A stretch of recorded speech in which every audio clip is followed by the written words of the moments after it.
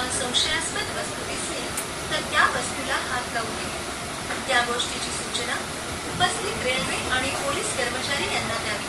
धन्यवाद। कृपया लक्ष असू द्या, स्टेशन आपली संपत्ती आहे। स्टेशन स्वच्छ ठेवण्याकरता आपण आपले सहकार्य द्या। कागदाचे तुकडे किंवा फळा